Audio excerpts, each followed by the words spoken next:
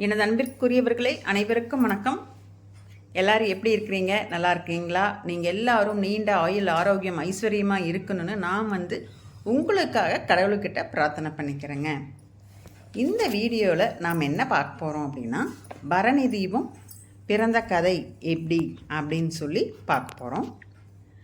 இப்போ தீபம் திருக்கார்த்திகை தீபம் அப்படின்னாலே பரணி தீபம், அதுக்கு அடுத்த நாள் திருக்கார்த்திகை தீபம், அதுக்கு அடுத்த நாள் பஞ்சராட்சர தீபம் அப்படின்னு சொல்லி 3 நாள் தீபம் ஏற்றுவாங்க.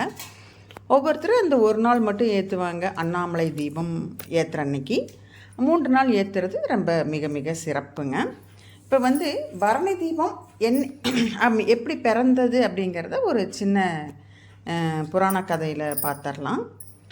நசிகேதன் அப்படிங்கிறவருடைய தந்தை யாகம் ஒன்று பண்ணிட்டு வந்திருக்கிறார்.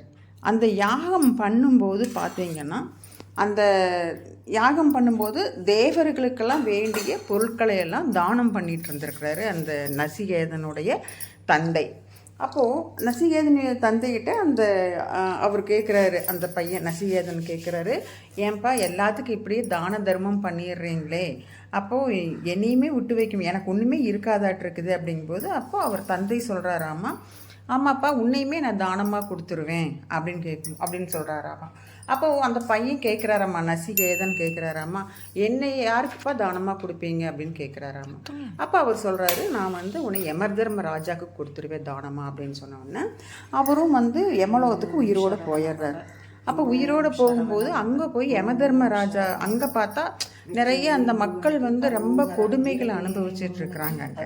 அப்போ யமதர்ம ராஜா கிட்ட கேட்குறாரு நசிகேதன், ஏன் இப்படி பூமியிலேயே மக்கள் ரொம்ப கொடுமையை அனுபவிக்கிறாங்க, ஏன் இப்படி அனுபவிக்கிறாங்க அப்படின்னு சொல்லி கேட்கும்போது யமதர்ம ராஜா சொல்கிறாராமா, அவங்கவுங்க செஞ்ச பாவத்துக்கு ஏற்ற மாதிரி இங்கே நடக்கும், இந்த மாதிரி தண்டனைகள்லாம் கிடைக்கும் அப்படின்னு சொல்லும்போது, இந்த மாதிரி நடக்காமல் இருக்கணும் அப்படின்னா என்ன பண்ணணும் அப்படின்னு கேட்டால், இந்த மாதிரி கார்த்திகை மாதத்தில் வர்ற பரணி நட்சத்திரத்தில் வீட்டில் விளக்கேற்றி தீபம் ஏற்றி வழிபாடு பண்ணினா இந்த மாதிரி இந்த தண்டனையிலிருந்து தப்பிச்சுக்கலாம். அது தெரிஞ்சும் தெரியாமலும் செய்கிற பாவங்களுக்கு, வேணுன்னே பண்ணுற பாவங்களுக்கெல்லாம் அப்படி கிடையாது, தண்டனை உண்டு அப்படின்னு சொல்லி சொல்கிறாராமா.